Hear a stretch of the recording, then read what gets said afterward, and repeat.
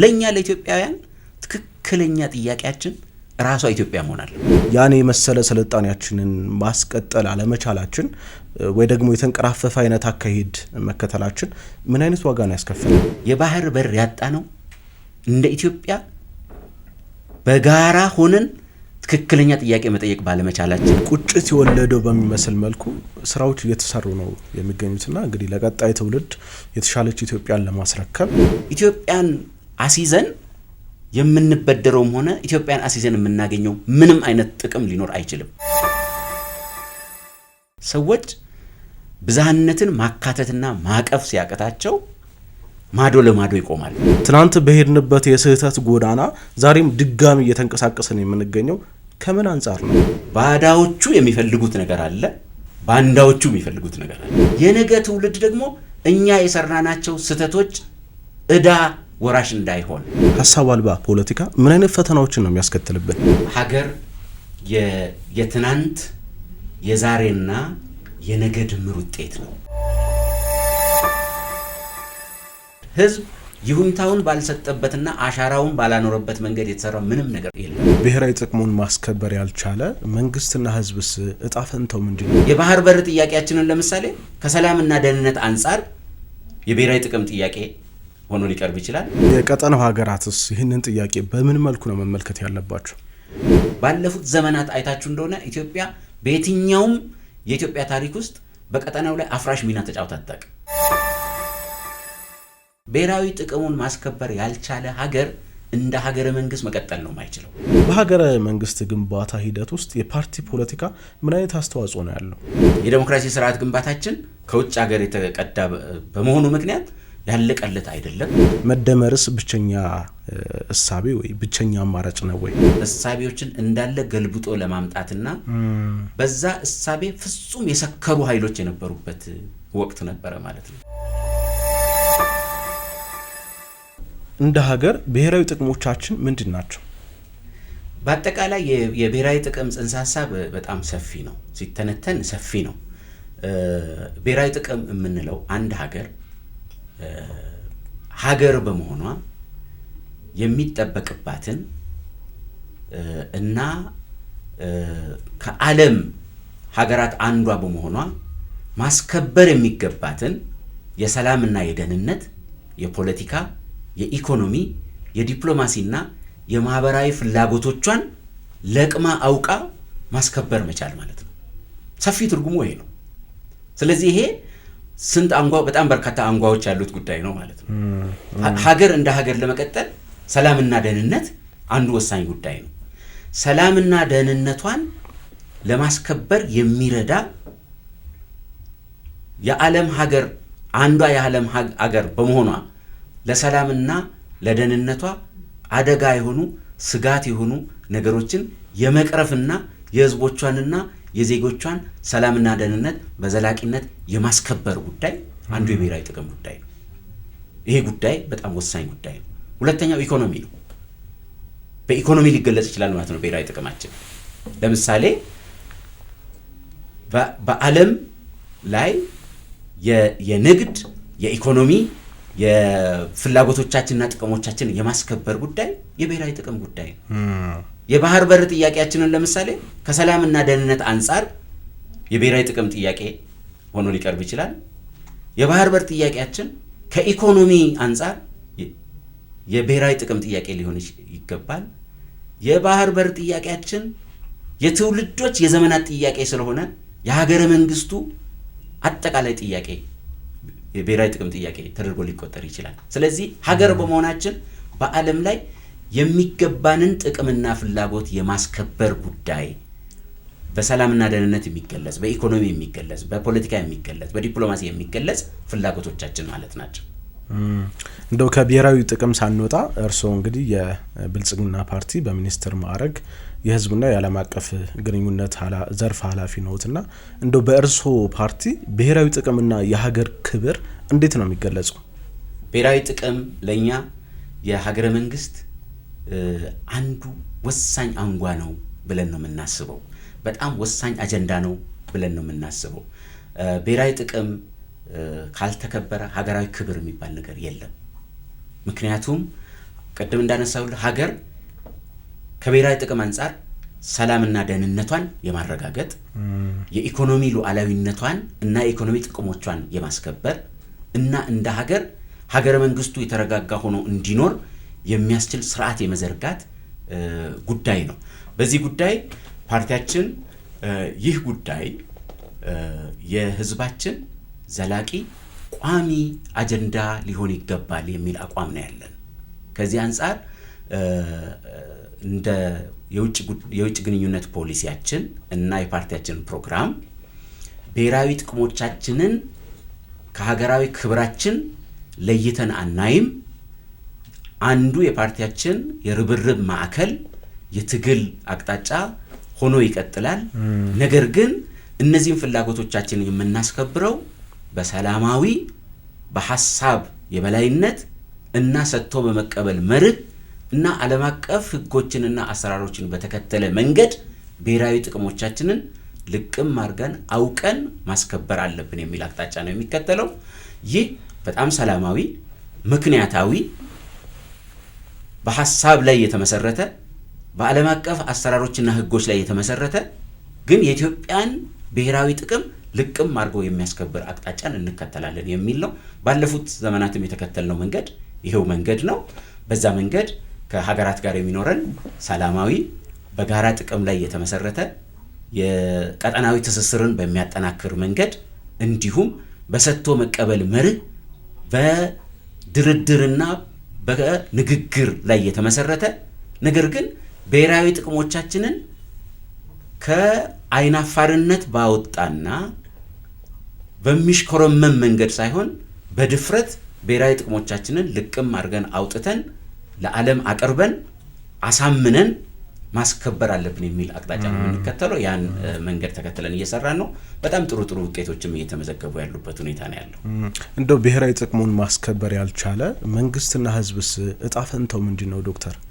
ከውስጥ በምትፈጥረው አንድነት ጥንካሬና ጥቅምና ፍላጎትህን የማስከበር አቅምህ የውስጥ አቅምህ ነው ብሔራዊ ጥቅምን ለማስከበር የሚረዳው። ለዚህ ነው መጀመሪያ ከውስጣችን አቅማችን እያደራጀን እየተሰባሰብን እንደ ኢትዮጵያውያን በጋራ አጀንዳዎች ላይ በጋራ ለመቆም የሚያስችል አውድ እየፈጠርን በዛ ደረጃ የሚገለጽ ውስጣዊ አቅማችን ነው ለብሔራዊ ጥቅማችን መከበር ዋነኛው አቅም ሆኖ የሚያገለግል የሚል እምነት ስላለን ያን መስራት ያስፈልጋል ማለት ነው። ኢትዮጵያውያን አንድ መሆን አለባቸው። መጀመሪያ በዓለም ላይ ያሉ በኢትዮጵያ ውስጥ ያሉ ከኢትዮጵያ ውጭ የሚኖሩ ሁሉም ኢትዮጵያውያን በኢትዮጵያ ብሔራዊ ጥቅም ላይ አንድ መሆን አለባቸው። ይሄን ማረጋገጥ ካልቻል አንተ ያነሳው አደጋ ነው የሚመጣው ማለት ነው።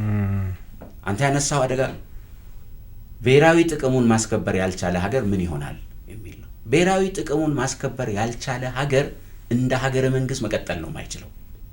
እንደ ሀገረ መንግስት ለመቀጠል ይቸገራል። ምክንያቱም ብሔራዊ ጥቅም ቅድም እንዳልኩ ብሔራዊ ጥቅም ማለት የአንድ ሀገር የሰላምና የደህንነት ምሰሶ ነው። የአንድ ሀገር የኢኮኖሚ ብልጽግና የኢኮኖሚ ሉዓላዊነት ምሰሶ ነው። የሀገረ መንግስት መረጋጋትና የዲሞክራሲ ስርዓት ግንባታ ምሰሶ ነው። የብሔራዊ ጥቅም መረጋገጥ የዲፕሎማሲያዊ አቅም ምሰሶ ነው። ስለዚህ እነዚህን የብሔራዊ ጥቅም ኢሹዎች አለመመለስ ማለት እነዚህን ምሰሶዎች መናድ ማለት ነው። እነዚህ ምሰሶዎች ከተናዱ ደግሞ ሀገረ መንግስቱ የት አለ? ለዚህ ነው እኛ ኢትዮጵያውያን በፖለቲካ አስተሳሰባችን ልንለያይ እንችላለን። በምናራምደው ርዕዮተ ዓለም ልንለያይ እንችላለን። በአመለካከታችን ልንለያይ እንችላለን። በአቋማችን ልንለያይ እንችላለን።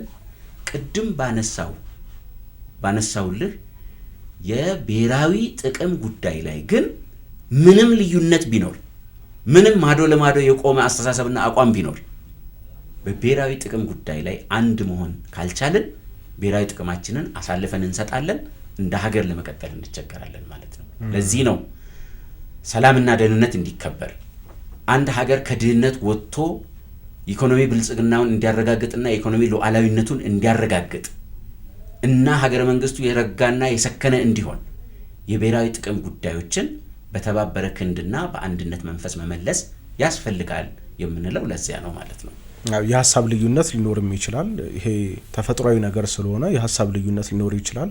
ግን ደግሞ በዚህ መካከል ሀገር የምትባል ነገር አለች። ስለዚህ ብሔራዊ ጥቅማችንን ለድርድር ማቅረብ የለብንም የሀሳብ ልዩነት ቢኖርም ነው በዋናነት ሀሳብ። እኛ እንግዲህ እንደ ሀገር የዲሞክራሲ ስርዓት መነሻንን ብንል ማጋነን አይሆንም። ምክንያቱም በርካታ ማሳያዎች ስላሉ እንደ ማሳያ ብንጠቅስ በእኛ ሀገር የገዳ ስነ ስርዓት አንዱ ማሳያ ሊሆን ይችላል። ምክንያቱም በዲሞክራሲ ስርዓት ውስጥ አንዱ መገለጫ ስልጣንን የመሪዎች ስልጣንን መገደብ ነውና ይህንን እኛ ከዛሬ 500 ዓመታት በፊት ስንተገብረው የነበረ ስርዓት ነው።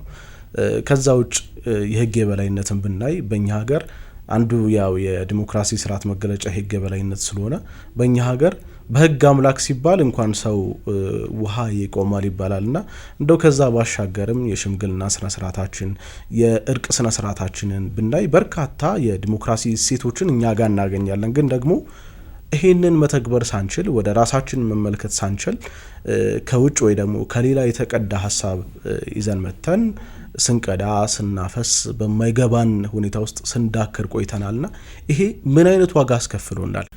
በአጠቃላይ የኢትዮጵያን የሀገረ መንግስት ግንባታ ሂደት በምታይበት ጊዜ ማንኛውም ኢትዮጵያዊ ይግባባበታል የማምነው ነገር በዲሞክራሲ ስርዓት ግንባታ የተሳካልን ሀገር አይደለም።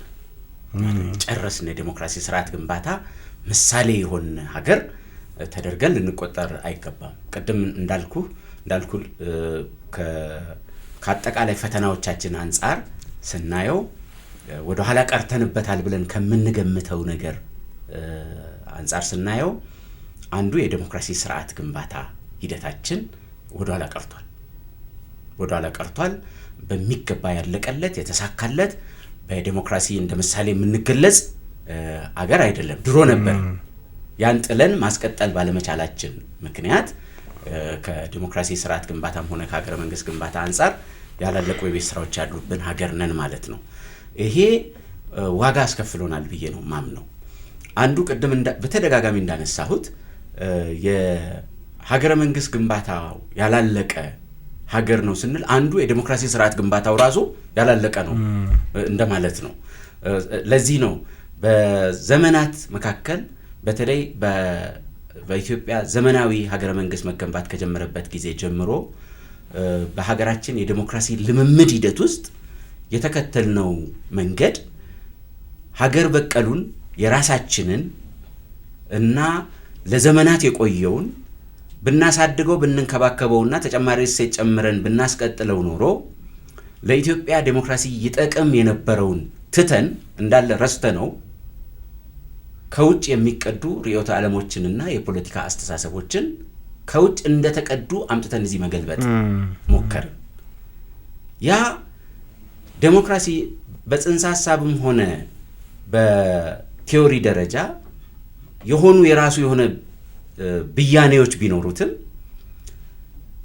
ለሁሉም ሀገር በተመሳሳይ መንገድ ተገልብጦ የሚሆን ነገር አይደለም። ዲሞክራሲ በባህሪው አውድን መሰረት አድርጎ የሀገራትን እና የህዝቦችን ነባራዊ ተጨባጭ ሁኔታ መሰረት አድርጎ መሰራት ያለበት ነገር እንጂ እኛ ለዘመናት ስናደርገው እንደነበረው ከውጭ ሀገር የተቀዱ የፖለቲካ አስተሳሰቦችን እንዳለ አምጥቶ እዚህ ሀገር ለመተግበር መሞከር የኛ የዲሞክራሲ ስርዓት ግንባታ ሙከራችን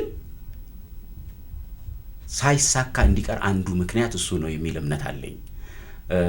ለምሳሌ በዚህ ሀገር ሶሻሊዝም ተሞክሯል። እዚህ ሀገር አብዮታዊ ዲሞክራሲ ተሞክሯል።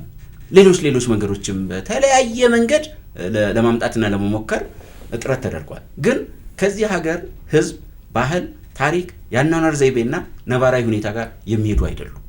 እኛን የመሰለ ዲሞክራሲ አይደለም። እኛን የመሰለ ኢትዮጵያውያንን ያገናዘበ ነባራዊ ሁኔታችንን ከግምት ያስገባ እንደ ኢትዮጵያውያን ባህልና እሴት እንዲሁም ታሪክና ያኗኗር ዘይቤ የሚተገበር ግን የራሳችን የሆነ መንገድ መከተል ይገባል ነበር የሚል እምነት አለኝ።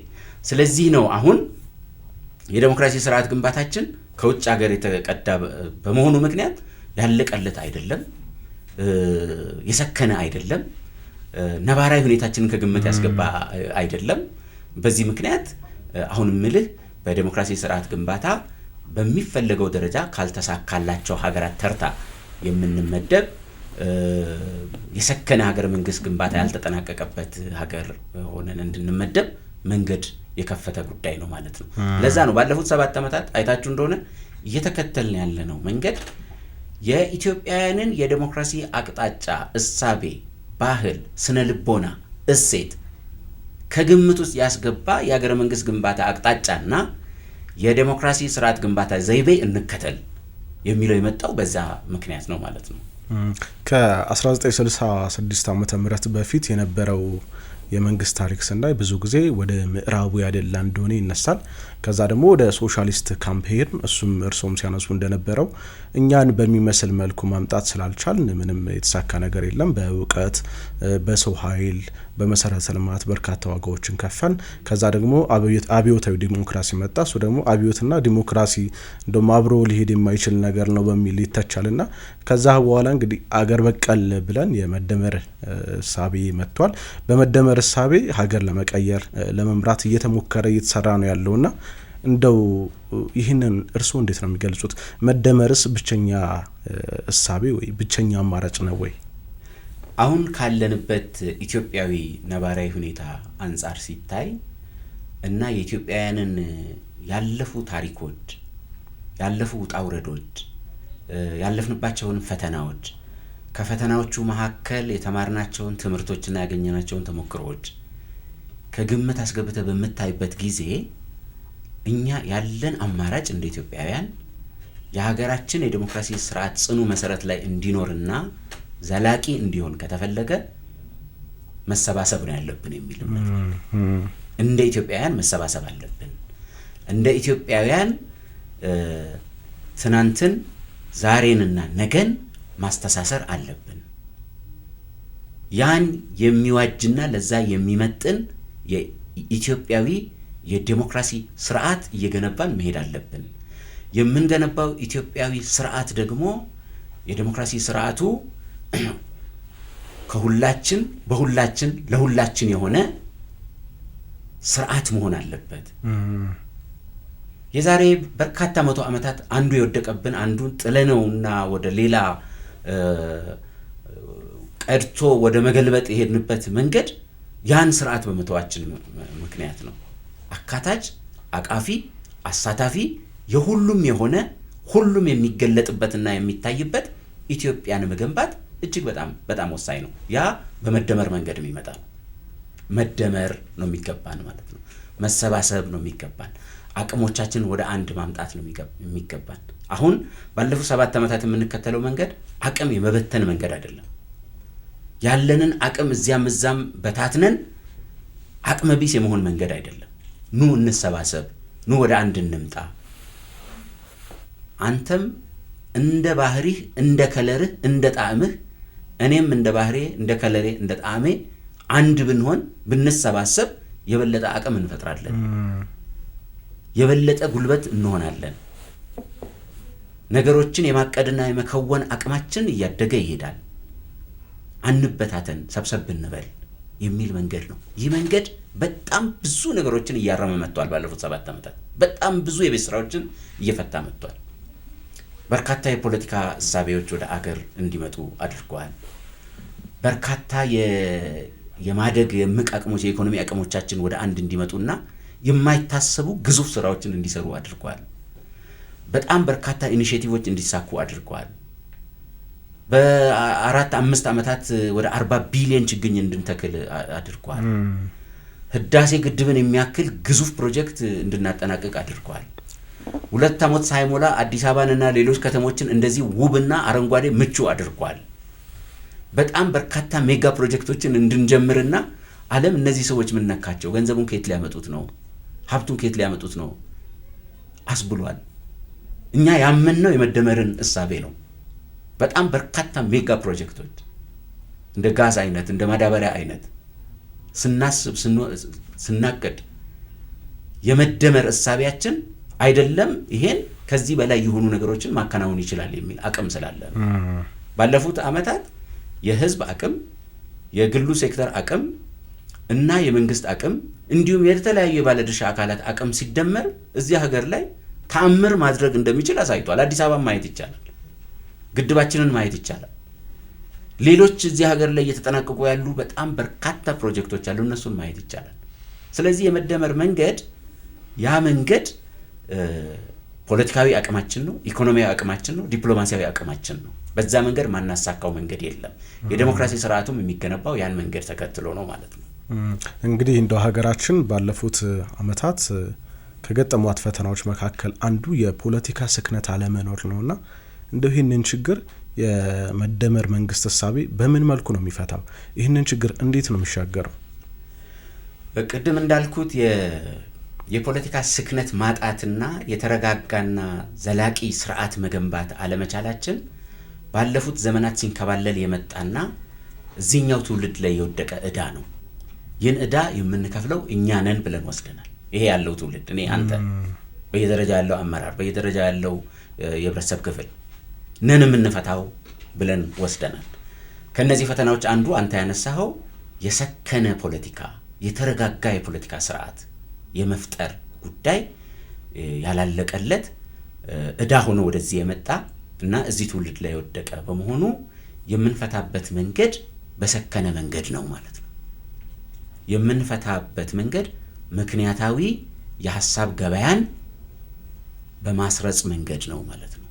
ምክንያታዊ የሀሳብ ገበያ እዚህ ሀገር ላይ የበላይነት እንዲያገኝ የሰከነና ምክንያታዊ የሆነ የፖለቲካ እሳቤ የበላይነት እንዲያገኝ እና የጉልበት የስሜትና የነውጥ መንገድ እየተሸነፈ እንዲመጣ የሚያስችሉ ስራዎችን መስራት ይገባል። ይህን መንገድ ነው የምንከተለው። የምንከተለው መንገድ ቁጭ ብሎ መነጋገር ነው። የሀሳብ የበላይነት አሸናፊ እንዲሆን የማድረግ መንገድ ነው። መወያየት ነው።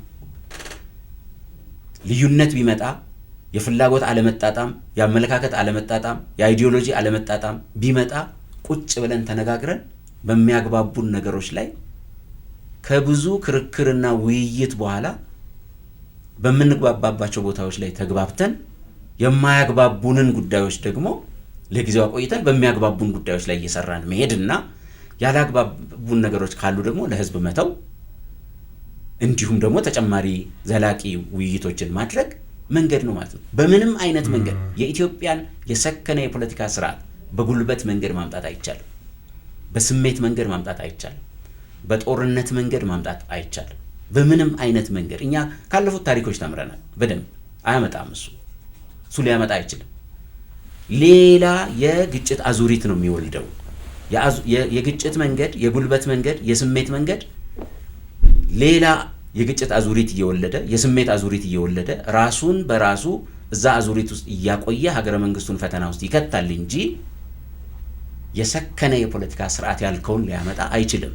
የሰከነ የፖለቲካ ስርዓት የሚመጣው የሰከነ የሀሳብ ገበያን ማምጣት ሲቻል፣ የሰከነ በጠረጴዛ ዙሪያ የሚከናወን በምክንያታዊነት የሚከናወን ሰጥቶ መቀበልን መርህ ያደረገ የጋራ ተጠቃሚነትንና የሁሉም አሸናፊነትን ግብ ያደረገ የውይይት መንገድ ብቻ ነው የሚያዋጣው። ለዚህ ነው ባለፉት ዓመታት አንዱ የተከፈተው በር ይሄ ነው። ምንም አይነት ነገር ይኖራችሁ ኑ እንወያይበት ነው፣ እንነጋገር። ሀገራዊ ምክክር ሂደት ውስጥ እኮ ሀገሪቱ የገባችው ይህን ለማምጣት ነው፣ የሰከነ የፖለቲካ ስርዓት ለማምጣት ነው እዚህ ሀገር ላይ። ምክንያቱም ኢትዮጵያ ትምከር ነው የሚለው ራሱ ጉዳዩ አጀንዳው። ኢትዮጵያ ትምከር። ኢትዮጵያ ትምከር ማለት በጉዳዮቿ ላይ አጀንዳዎቿን ነቅሳ አውጥታ ወደ ጠረጴዛ ታምጣና ትምከር። ዜጎች ይምከሩ፣ ይነጋገሩና ከብዙ ንግግርና ውይይት በኋላ እንግባባ። ተግባብተን የጋራ አድርገን በባለቤትነት ስሜት እንፈጽመውና ለሁላችንም የሆነች አገር እንፍጠር የሚባለው ይሄ ነው የሰከነ የፖለቲካ ስርዓት የሚያመጣው የሚለውን ላነሳል ፈልጌ ነው። እንግዲህ በሀገር ግንባታ ሂደት ውስጥ የመንግስትና የህዝብ ትብብር በእጅጉ ያስፈልጋልና እንደው ለሀገር ብልጽግና ይሄ ትብብር በምን አይነት መልኩ መከወን አለበት? አዋጭነቱንስ ደግሞ በመረዳት በምን መልኩ መተግበር አለብን ብለው ያስባሉ ዶክተር? ባለፉት 7 ዓመታት አንዱ በጣም አዋጭ መንገድ ነው። ኃይል ያሰባስባል፣ የተለያዩ አቅሞችን ወደ አንድ ያመጣል፣ የትብብርና የትስስር የመተጋገዝ መንገድን ያሰፍናል ብለን የተከተልነው አንዱ ወሳኝ መንገድ የተለያዩ አቅሞችን በመደመር እሳቤ ወደ አንድ የማምጣት ነው። ለምሳሌ ባለፉት 7 ዓመታት አንዱ በጣም ወሳኝና ውጤታማ ነበር ብዬ ማምነው መንግስት ወደ ህዝብ ቀረብ ብሎ ራሱ ወደ ህዝብ ሄዶ ከህዝብ ጋር በጋራ ጉዳዮች ላይ ህዝብን አስተባብሮ ህዝብን አግባብቶ አወያይቶ በጋራ አጀንዳ በጋራ ለመሰለፍ የተካሄደበት መንገድ በጣም ወሳኝ መንገድ ነው ብዬ ነው ማምነው። ስለዚህ መጀመሪያ የክቡር ጠቅላይ ሚኒስትራችንና የፓርቲያችን ፕሬዚዳንት የሆኑት ክቡር ዶክተር አብይ አህመድ በዓለ ሲመታቸው ላይ ካንጸባረቁት ሐሳብ አንዱና ትልቁ እንሰባሰብ ነው፣ አንድ እንሆን፣ ወደ ህዝባችን ወረድ እንበል፣ የህዝባችን ጥያቄ ከግምት ባስገባ መንገድ እየፈታን እንሄድ፣ እናዳምጠው፣ ህዝቡን እናዳምጥ የሚለው እሳቤ ነው። ለዚህ ነው ህዝብ አቅም ባደረከው ቁጥር፣ ባቀረብከው ቁጥር፣ ባሳተፍከው ቁጥር፣ ተጠቃሚ ባደረከው ቁጥር በሚገባው ነገርና በሚመለከተው ነገር ሁሉ ውስጥ አሻራው እንዲኖር ባደረከ ቁጥር በመንግስትና በህዝብ መካከል ያለው ግንኙነት እየተጠናከረ ይመጣል። ባለፉት 7 ዓመታት የተሰሩ ስራዎች በሙሉ ህዝብ በቀጥታ በሐሳብ፣ በገንዘብ፣ በጉልበት፣ በምክር ገብቶ የተሳተፈባቸው ስራዎች ናቸው። ሁሉም ማለት ነው። ሁሉም ህዝብን ባገለለ መንገድ፣ ህዝብ ባልተሳተፈበት መንገድ፣ ህዝብ ይሁንታውን ባልሰጠበትና አሻራውን ባላኖረበት መንገድ የተሰራ ምንም ነገር የለም። ባለፉት 7 ዓመታት የህዳሴ ግድብም ማየት ትችላለህ። በቃ የህዳሴ ግድብ የኢትዮጵያውያን ሁሉ ፕሮጀክት ነው። አሻራው የሌለበት ኢትዮጵያዊ የለም፣ በአንድም ይሁን በሌላ መንገድ። የኮሪደር ልማቱ ነው ባለሀብቱ፣ የከተማ ነዋሪው፣ የዕለት ሰራተኛው፣ አመራሩ በጋራ ነው። ለዚህ ነው አሁን የጋራ ነው ብሎ አይታችሁ እንደሆነ ሲጠቀምም እነዚህን ልማት ስራዎች የሚያስገኙትን ጥቅም ሲያጣጥምም በባለቤትነት ስሜት ነው። በትልቅ የባለቤትነት ስሜት ነው። ምክንያቱም የራሱ አሻራ አለበት፣ የራሱ ላብ አለበት። በዛ መንገድ ነው እየተሰራ ያለው። ሌሎች ወደፊት የምንሰራቸውም ስራዎች በዚህ መንገድ ናቸው። በእቅድ ደረጃ ማሳተፍ፣ በአፈጻጸም ደረጃ ማሳተፍ፣ በጋራ ቁጭ ብሎ መገምገም፣ መወያየት፣ ወረድ ብሎ በህዝብ ውስጥ ውሎ አድሮ የህዝብን ስሜት ከግምት ባስገባ መንገድ የዕለት ተዕለት ስራዎችን መስራት በህዝብና በመንግስት መካከል መቀራረብን አምጥቷል ብዬ ነው ማምነው። ያው የመደመር እሳቤው በህዝብና በመንግስት መካከል መደመርን በማምጣቱ አዲስ እሳቤ፣ አዲስ የስራ መንገድ፣ የፈጠራ መንገድ፣ የፍጥነት መንገድ የመጣው በመንግስትና በህዝብ መካከል የመጣው ቁርኝት መተጋገዝና መተማመን የፈጠረው ተጨማሪ አቅም ነው የሚል እምነት አለን። አሁን የህዝብና የመንግስት አጋርነት ትላልቅ ፕሮጀክቶችን እያሳካን ያለው አይታችሁ እንደሆነ ምንም ሌላ ነገር ሳይመጣ ከውጭ ብድር ሳይገኝ ከውጭ እርዳታ ምናምን ሳይገኝ ህዝቡና መንግስት ብቻ በማስተባበር ህዝብና መንግስት ብቻ በጋራ በመሆን ብድር ሳይጠይቁ እርዳታ ሳይጠይቁ ወደ ሌላ አካል እጅ ሳይዘረጉ ህዝብና መንግስት ብቻ በጋራ በመሆን የጋራ ፕሮጀክት ነድፈው ፋይናንስ አድርገው ተከታትለው አስፈጽመው ለአገልግሎት እያበቁ ያሉበት ሁኔታ እየተፈጠረ አይቻልም ተብሎ የነበረው ታላቁ የህዳሴ ግድብንም ያሳካነው በዚህ መልኩ ነው። በዚህ መንገድ ነው። ምንም የማንችለው ነገር የለም። አሁን ያ ቁርኝት ነው የመጣው፣ ያ እሳቤ ነው የመጣው። መንግስትና ህዝብ በተቀራረቡ ቁጥር፣ በጋራ በመከሩ ቁጥር፣ በጋራ ባቀዱ ቁጥር፣ በጋራ ሪሶርስ ሞቢላይዝ ባደረጉ ቁጥር ከሌላ ቦታ ተጨማሪ ብድር፣ ተጨማሪ እርዳታ፣ ተጨማሪ ልምምጥ ሳያስፈልግ ትላልቅ ስራዎችን መስራት እንደሚችሉ ያሳየበት ነው ማለት ነው። ያ ነው ቅርርቦሹን የሚያመጣው፣ ቁርኝቱን የሚያመጣው ያ ነው ማለት ነው። በኢትዮጵያ ታሪክ ውስጥ እኮ አንዱ ትልቁ አጨቃጫቂ ነገር አንድ ክንውን ካለው ወይ ደግሞ አንድ ውሳኔ ከተወሰነ በዛ ውሳኔ ላይ እኔ አልተወከልኩም ነበር፣ አልተሳተፍኩም ነበር፣ እኔን አይወክልም፣ የኔን ሀሳብ አያንጸባርቅም አይነት እሳቤዎች ናቸው አሁን ለልዩነቱም ለመከፋፈሉ ምሳሌ ወይ ምክንያት የሚሆኑትና አሁን በየትኛውም የፖለቲካ እንቅስቃሴም ወይ የልማት ስራም ላይ እንደዚህ ተሳታፊ መሆናችን በነገዋ ኢትዮጵያ ውስጥ ወይ ደግሞ በቀጣይ ትውልድ ውስጥ ምን አይነት አስተዋጽኦ አለው ብለው ያስባሉ? እንዳልኩህ እሳቤው የመደመር እሳቤ ስለሆነ ተቀንሶ ተቆርጦ የቀረ አካል ባለ ቁጥር በሆነ መንገድ እኔ የለሁበትም፣ እኔን ያልተመለከተ ጉዳይ ነው፣ አልተሳተፍኩበትም፣ በሀሳቡ ላይም በመፈጸሙ ላይም አልተሳተፍኩበትም፣ የኔ አይደለም የሚል ኃይል በበዛ ቁጥር፣ እንደዛ አይነት ኃይል በተበራከተ ቁጥር የኔነት የባለቤትነት ስሜቱን ይሸረሽርና የስርዓቱን ቅቡልነት እንዲሁም በመንግስትና በህዝብ መካከል ያለውን ቁርኝትና መተማመን እያጠፋ ይሄዳል። ይሄን በሚያክምና በሚያርም መንገድ ነው ስራዎች እየተሰሩ ያሉት። አንዱ መንገድ ምንድን ነው? ለምሳሌ በጣም ትላልቅ ስራ በሚታሰብበት ጊዜ መጀመሪያ ህዝቡ እንዲመክር ነው የሚደረገው፣ እንዲነጋገርበት ነው። ኢቭን በግለሰብ ደረጃ ሲመጣ ጥቅሙንም የሚነካ ጉዳይ ጭምር በግል ደረጃ ሲለካ ጥቅሙንም የሚነካ ነገር ሲመጣ ጭምር። ለምሳሌ የኮሪደርን አይታችሁ እንደሆነ በጣም በርካታ ሰዎች በግለሰብ ደረጃ ጉዳዩን መለካት ከጀመሩ መቁጠር ከጀመሩ በግለሰብ ደረጃ የተጎዱት ነገር ሊኖር ይችላል። ግን በመደመር እሳቤ በትልቁ ስዕል እሳቤ አዲስ አበባ ተጠቀመች፣ ባህር ዳር ተጠቀመ፣ ጎንደር ተጠቀመች፣ ጅማ ተጠቀመች የሚለውን ትልቁን ስዕል እንዲያዩ የሚያደርገው በመንግስትና በህዝብ መካከል ያለው መቀራረብና መተማመን ነው። ስለዚህ እኔ የሆነ ካሬ ሜትር ወደ ውስጥ ግባ ብባልም ለኢትዮጵያ ግን ትልቅ አሻራ ነው የሚል እምነት ነው ህዝብ ውስጥ እየተፈጠረ ያለው። አሁን ትላልቅ ቦታ ይለቃል፣ ህዝቡ ህንፃውን ያፈርሳል፣ ትላልቅ ይሰጣል፣ የህንፃ ማሽነሪዎችን ይሰጣል፣ ይሄን መሬት ለእንትን ተፈልጎ ነው ሲባል ይሰጣል። ይሄ ሀሳብ እየመጣ ምክንያቱም ባካተትከው ቁጥር ባወያየው ቁጥር የሀሳቡም ሆነ የአፈጻጸሙ አካል ባደረግከው ቁጥር የባለቤትነት ስሜቱ ተጨማሪ አቅም እየሆነ የሚፈጽምበትና ይሄ ሄዶ ደግሞ ቅቡልነትን እያጠናከረ የሚሄድበት ሁኔታ እየተፈጠረ ስለሆነ የምንከተለው የልማት አቅጣጫም ጭምር የመደመር አቅጣጫን የሚከተል ስለሆነ ሁሉም አካል ሀሳቡ ሲመነጭ ይሳተፍበታል፣ በእቅድ ሂደቱ ይሳተፍበታል፣ ሪሶርስ ሞቢላይዝ በማድረግ ሂደት ውስጥ ባለው ነገርና ባለው አቅም ይሳተፍበታል። በአጠቃላይ ሄዶ ሲያልቅ ጉዳዩ ያ ነገር የኔ ነው የሚል ስሜት ይፈጥራል ማለት ነው።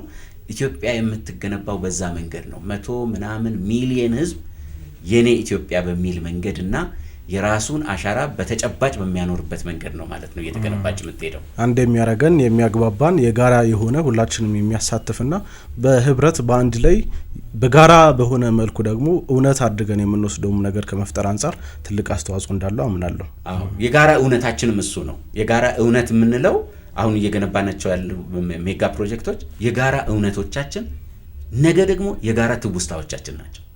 የጋራ ትውስታ ሆኖ ነው የሚያገለግሉት። ምክንያቱም አይተህ እንደሆነ የህዳሴ ግድብ ሲገነባ ኬጂ ያሉ ልጆች ከቤተሰቦቻቸው ገንዘብ ሬዝ አድርገው ቦንድ የገዙ አሉ።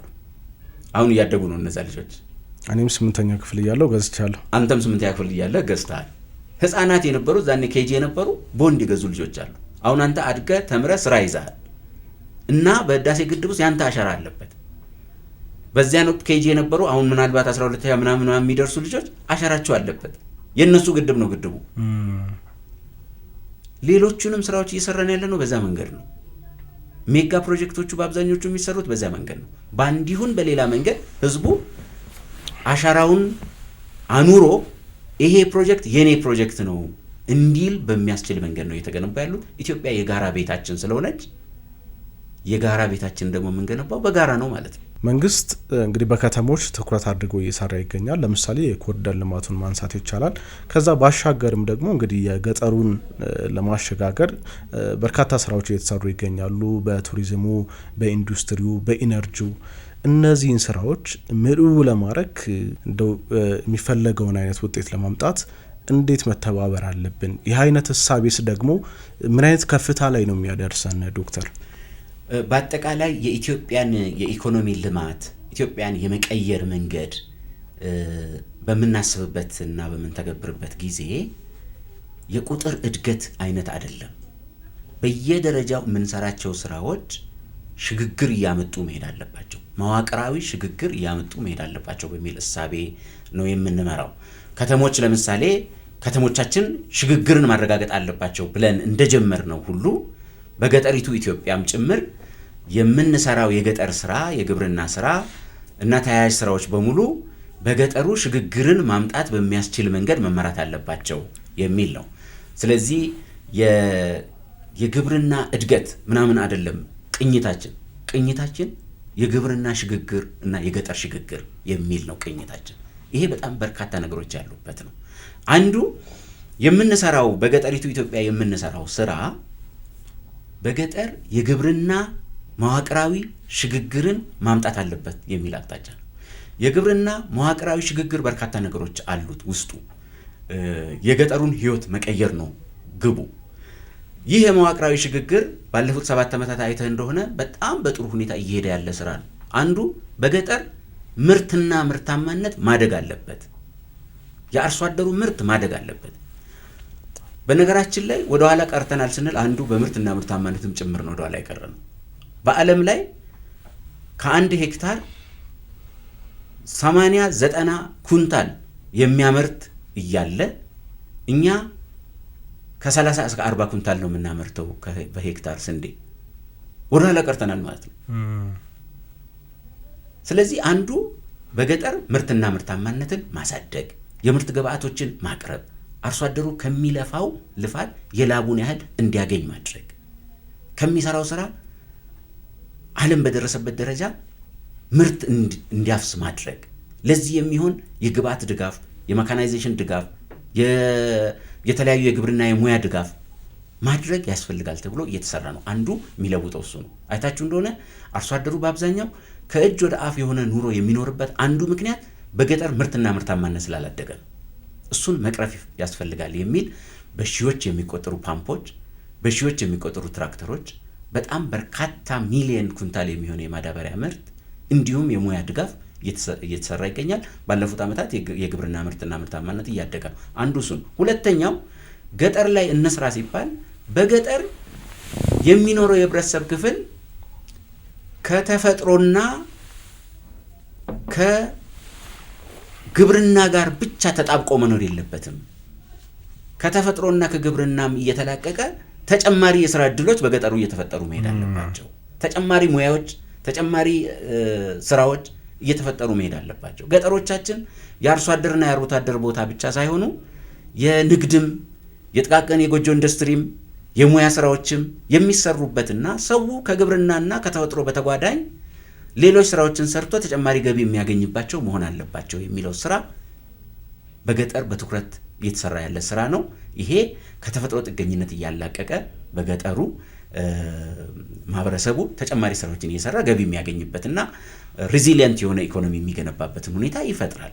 ሶስተኛው የምንሰራው የገጠር ስራ በሙሉ ምርትና ምርታማነቱ በቀጥታ ከኢንዱስትሪያላይዜሽን ጋር መገናኘት አለበት የሚል ነው። ይህ የገጠሩን ስራ የግብርናውን ስራ ከኢንዱስትሪ ጋር የማስተሳሰር ስራ በጣም ፈታኝ የሆነ ገና ያልተወጣ ነው ፈተና ነው እዚህ ሀገር ላይ።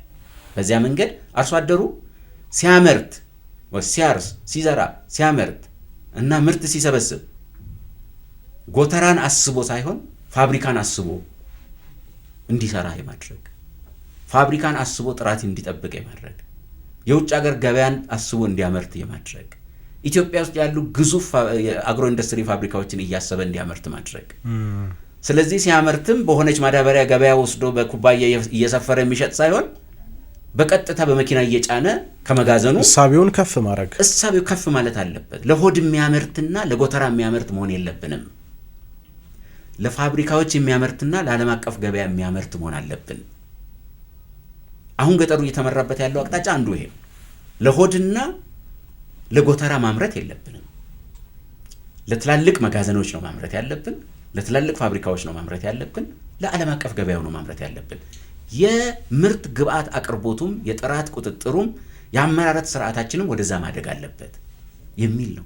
ይህም በሰራን ቁጥር አርሶ አደሩ ከእጅ ወደ አፍ ከሆነ ኑሮ እየተላቀቀ ሜካናይዜሽንን እየተጠቀመ ሙያን እየተጠቀመ የግብርና ግብዓቶችን እየተጠቀመ ለትላልቅ ፋብሪካዎችና ለዓለም አቀፍ ገበያ ማምረት በጀመረ ቁጥር ግብርናው ቀስ እያለ መዋቅራዊ ሽግግር እያመጣ የአርሶ አደሩ የገቢ መጠን እየተሻሻለ አርሶ አደሩ ከግብርና በተጨማሪ ሌሎች ተጓዳኝ የገጠር ኢንዱስትሪያላይዜሽን ውስጥ እየገባ ከተፈጥሮ እየተላቀቀ መዋቅራዊ ሽግግር እያመጣ ይመጣል ነው። ያን በደንብ እየተሰራበት ነው ያለው። ባለፉት ዓመታት በጣም በርካታ ሙከራዎች ናቸው የተደረጉት። ቅድም እንዳልኩት ሜካናይዜሽኑ ላይ የተሰሩ ስራዎች፣ የግብርና ግብዓት አቅርቦቱ ላይ የተሰሩ ስራዎች፣ በቱሪዝሙም በኢንዱስትሪውም በጣም በርካታ የገጠር ቱሪዝም ስራዎች፣ የገጠር ኢንዱስትሪያላይዜሽን ስራዎች፣ የገጠር ኤሌክትሪፊኬሽን ስራዎች ተደማምረው ነው ግብርናው መዋቅራዊ ሽግግር ሲያመጣ ገጠሩ መዋቅራዊ ሽግግር ያመጣል። ገጠር ላይ መዋቅራዊ ሽግግር የሚባለው አንዱ አሁን ያልኩት ነው።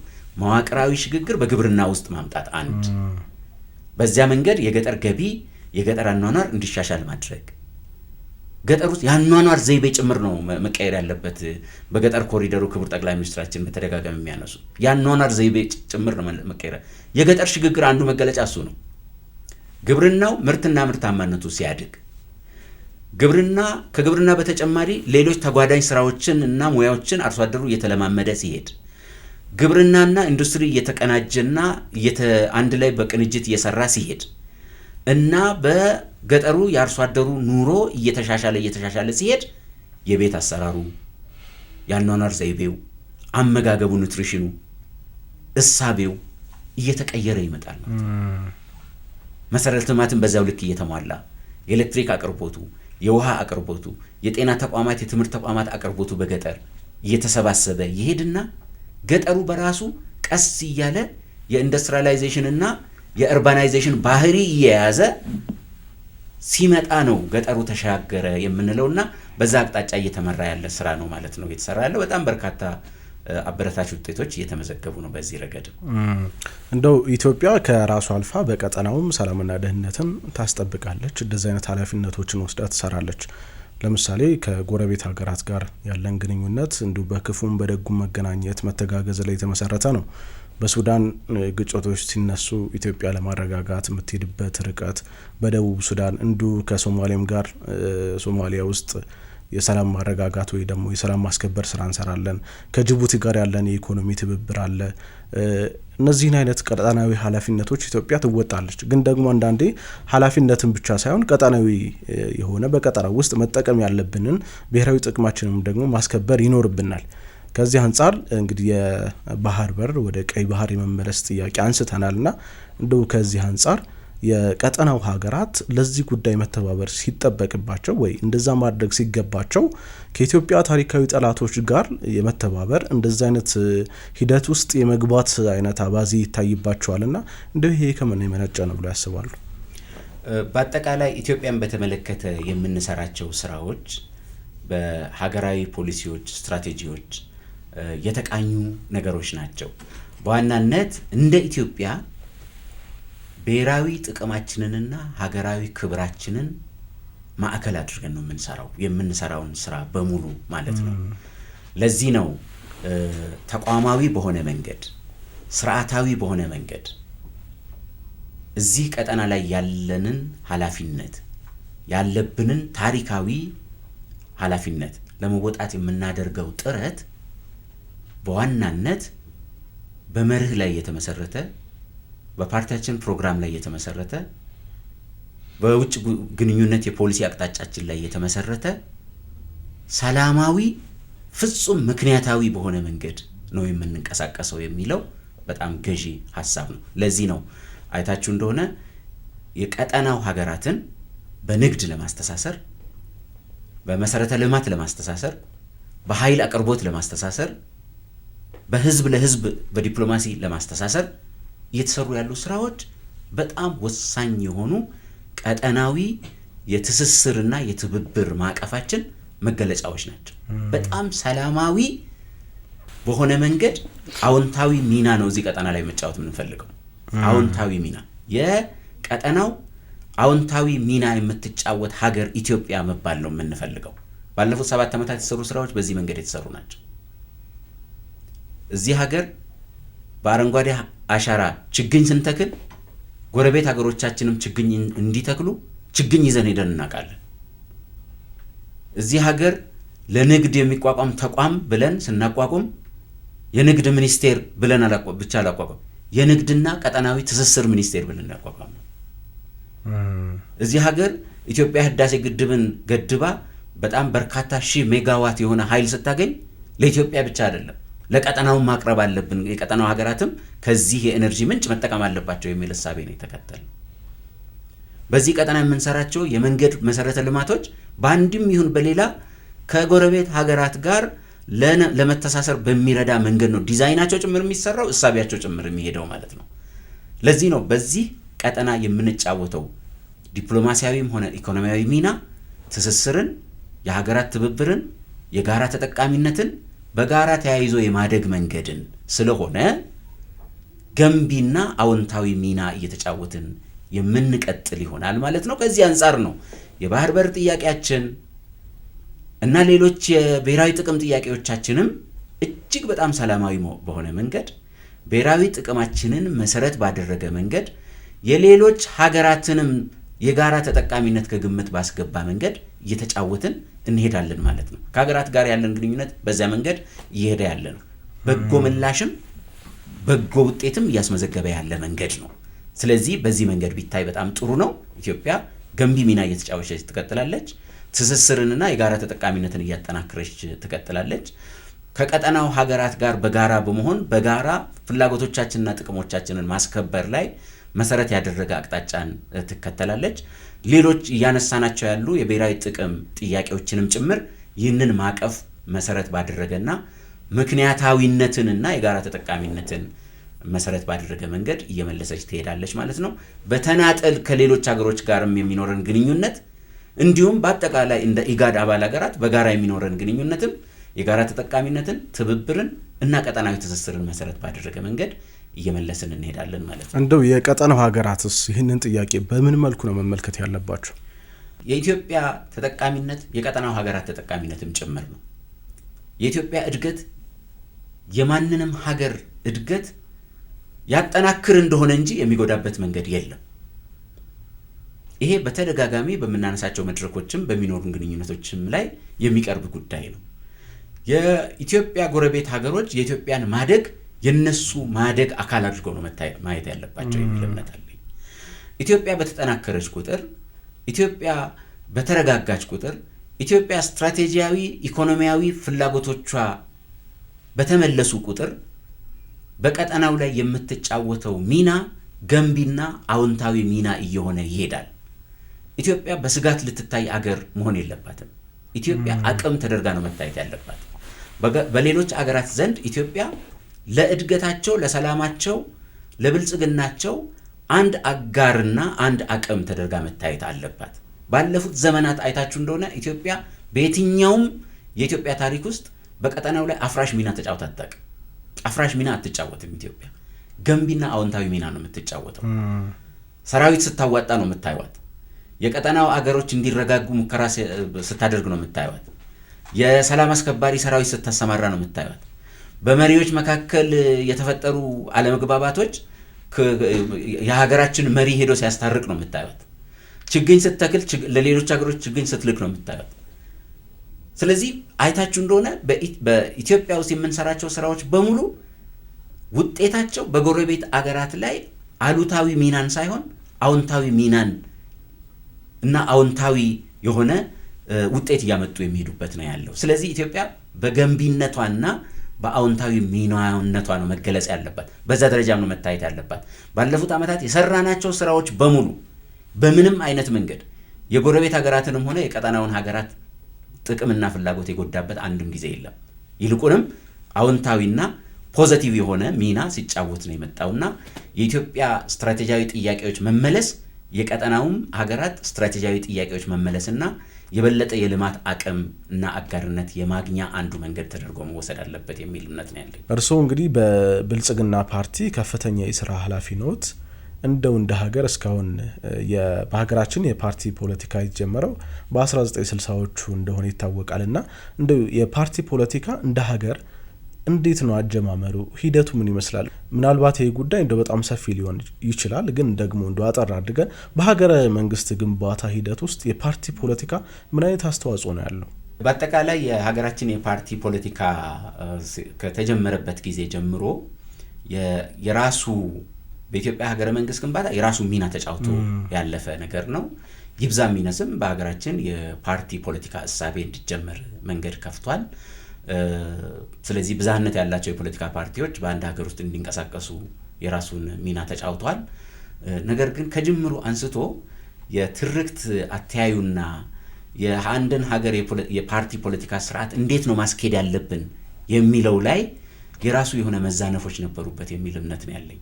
በ1960ዎቹ የተጀመረው የሀገራችን የፓርቲ ፖለቲካ እሳቤንም በምታይበት ጊዜ እንዳለ በአንድ ሀገር ወይም በተወሰኑ አካባቢዎች በወቅቱ ይተገበሩ የነበሩ እሳቤዎችን እንዳለ ገልብጦ ለማምጣትና በዛ እሳቤ ፍጹም የሰከሩ ኃይሎች የነበሩበት ወቅት ነበረ ማለት ነው። ስለዚህ ያን አይዲዮሎጂ እንዳለ አምጥቶ መገልበጥ ብቻ ሳይሆን በዛ አይዲዮሎጂ የስሜት የበላይነት የሚገለጽበት የዛን ርዕዮተ ዓለም የሐሳብ የበላይነቱ ላይ ሳይሆን የዛን አይዲዮሎጂ የስሜት ማዕዘኑን ብቻ በሚያጎላ መንገድ የተተገበረበት መንገድ ነበረ ማለት ይቻላል። ለዚህ ነው መገዳደል ነበረ። አንዱ ሌላውን የማጥፋት ሙከራ ነበረ። ቁጭ ብሎ መነጋገር የሚባል ሐሳብ ሳይሆን ስሜት የጎላበት ነው። በሐሳብ የፖለቲካ የበላይነት ቁጭ ብሎ ተነጋግሮ በሐሳብ መሸነፍ ወይም በሐሳብ ማሸነፍ የሌለበት በአጠቃላይ ስሜት የሚጫጫ ነው። ማዶ ለማዶ መቆም የሚጫጫ ነው። አሸናፊ ተሸናፊነት የሚጫጫ ነው። የጋራ ተጠቃሚነት የሚባል ዲያሎግ የሚባል መንፈስ የሌለው የውይይትና የክርክር ባህሪ የሌለው ጥሎ ማለፍ ያለበት አጥፍቶ መጥፋት ያለበት እከሌ ካለ እኔ መኖር አልችልም የሚል የስጋት ድባብ የሚጫጫ ነው አይነት የፖለቲካ እሳቤ ነበረ መጀመሪያ አካባቢ የነበረው የፓርቲ ፖለቲካ ልምምድ ማለት ነው። በዚያ መንገድ ነው በጣም በርካታ ኃይሎች ጠፍተዋል። በጣም በርካታ ዜጎች ሞተዋል። በጣም በርካታ የፖለቲካ ኃይሎች እርስ በርስ ተጠፋፍተዋል። መስከን የሚባል ምክንያታዊነት የሚባል መረጋጋት የሚባል የሚጎለው ስለነበረ ያ ነገር ሄዶ አንዱ ሌላውን እየወለደ የትርክት ዕዳ የምንለው ማለት ነው። የትርክት ዕዳ እየሆነ አሁን ለደረስንበት ዳርጎናል ማለት ነው። ለዚህ ነው አሁን በጣም ድምጻችንን ከፍ አድርገን የምንናገረው ስክነት ያስፈልጋል፣ መረጋጋት ያስፈልጋል፣ ምክንያታዊነት ያስፈልጋል፣ የሐሳብ ገበያ ያስፈልገናል የምንለው ለዛ ነው። የሐሳብ ገበያ ላይ ትኩረት ያደረገ አልነበረም አጀማመሩ ማለት ነው። ያ ሄዶ አይታችሁ እንደሆነ እስከ 2010 እስከ ለውጡ ድረስ የዛ ዳፋ ነው ማለት ነው። እየተንከባለለ እየመጣ ሌላ ኃይል እየወለደ ያ ኃይል ደግሞ ሌላ ኃይል እያጠፋ ያ የጠፋው ደግሞ እንደገና አፈርልሶ እየተነሳ ሌላ ኃይል እየፈጠረ እያጠፋ በዛ መንገድ ሄደ። የመጠፋፋት የጥሎ ማለፍ የመጠላለፍ አካሄድ ነበር ማለት ነው። ይሄ ለኢትዮጵያ አያዋጣም። ለኢትዮጵያ የሚያዋጣው መስከን፣ መነጋገር፣ ከተሸነፍክ አሜን ብለህ ተቀብለህ ሐሳብን አርመህ እንደገና ወደ ሐሳብ ገበያው ለመምጣት መሞከር፣ ካሸነፍክ ደግሞ አሸናፊነት ኃላፊነት ስለሆነ ያሸነፍክበትን ኃላፊነት ተሸክመ ሌላውንም አቅፈ አሳትፈ ሀገርን በጋራ ለመገንባት ሆደ ሰፊ መሆን። ባለፉት 7 ዓመታት የሞከርነው ሙከራ ይሄንን ነው። በዚህ ሀገር ውስጥ በፓርቲ ፖለቲካ በምርጫ ተሳትፎ በቂ ድምፅ በፓርላማ ሳያገኝ ሀገረ መንግስት ለመመስረት የሚያስችል የድምፅ ብልጫ ሳያገኝ ነገር ግን አብላጫ ድምፅ ባገኝም ሀገር ግን የጋራ ስለሆነ በምንመሰረተው መንግስት ውስጥ ተፎካካሪ ፓርቲዎችም ቢሆኑ ይሳተፉና ሀገርን በጋራ እንምራ የሚል እሳቤ በዛ ደረጃ የሚገለጽ ሆደ ሰፊነት በዛ ደረጃ የሚንጸባረቅ ሌሎችን የማቀፍና የማሳተፍ አመለካከትና ተግባር ያስፈልጋል። እዚህ ሀገር መጠፋፋት ለማንም አይበጅም። ጥሎ ማለፍ ለማንም አይበጅም። የመጠላለፍ አቅጣጫ ለማንም አይበጅም። ያ የሀገራችን የፓርቲ ፖለቲካ ታሪክ አስተምሮናል። ከዛ ስለተማርን እሱን መንገድ አንከተልም። እኛ የምንከተለው ቁጭ ብሎ መነጋገር፣ ማሳተፍ፣ ማቀፍ፣ በሐሳብ የበላይነት ማመን፣ ተሸናፊ አሸናፊ ሳይሆን የጋራ አሸናፊነትን ማዕከል አድርጎ መስራት፣ ሀገርና ሕዝብ ደግሞ የሁላችንም የጋራ ስለሆነ በጋራ እናሻግረው የሚል እሳቤ ብቻ ነው የሚያዋጣው ማለት ነው ሀገራችን። ዶክተር ቢቀላ ስለመጡም ለሀገር የሚጠቅሙ ሀሳቦችንም ስላነሳን ሀሳቦች ላይ ስላወጋን በጣም አመሰግናለሁ። እኔም አመሰግናለሁ። አድማጭ ተመልካቾቻችን ስትከታተሉ የነበራችሁት ፋና ፖድካስት ለሀገር የተሰኘው ዝግጅታችን ነበር። አብራችሁን ስለቆያችሁ ስለተከታተላችሁን እጅግ በጣም እናመሰግናለን። ጤና ይስጥልን።